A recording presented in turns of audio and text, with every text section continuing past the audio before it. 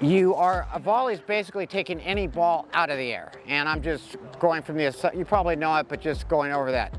Now, in pickleball, I'm not allowed to touch the line or go into the kitchen area, the non-volley zone, and take the ball out of the air.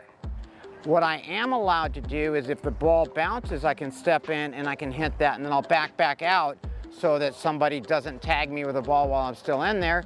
Or I can reach in and I can hit a volley on that. We're gonna start with the grip. And I'm not a stickler for grips, but for the volley, probably the easiest one is a Continental grip, which is a little bit like if you put the paddle out in front and took your hand and just slid it straight down. And it's almost here, the V of my hand is kind of right through here. The reason for it is with this grip, I can hit a forehand and I can turn the paddle to the other side and hit a backhand, and my wrist is strong. If I have my hand turned further here and I go to hit, see how my wrist is really weak? So this locks it and makes it stronger through here so I can be a little firmer on volleys. So that's going to be the first part. The second part, I need a volunteer to toss me a ball. Okay. Okay, I'll have you go over here. In the kitchen? So Mark, just toss me a ball. Just toss it. Underhand toss it to me. Okay, now I'm going to go catch it. Do it again.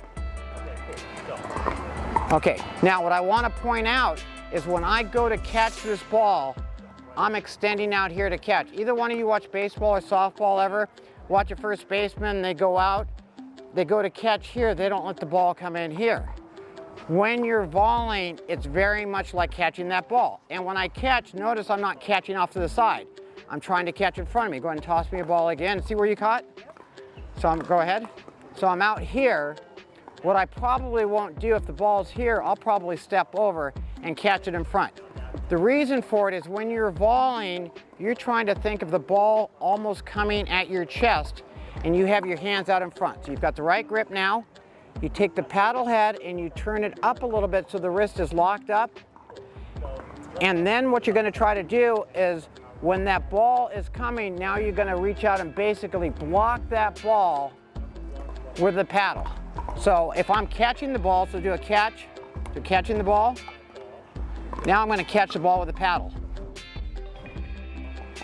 But see how I'm out here?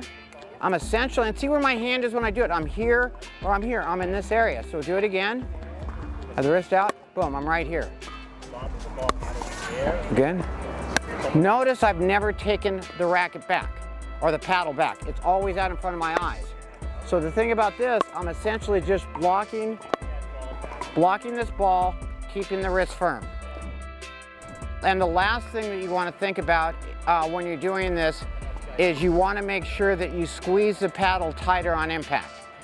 When you're doing the short balls, the dinks, you have a more relaxed hand, you're trying to get that feel. On this one, you want to avoid the paddle turning too much in your hand.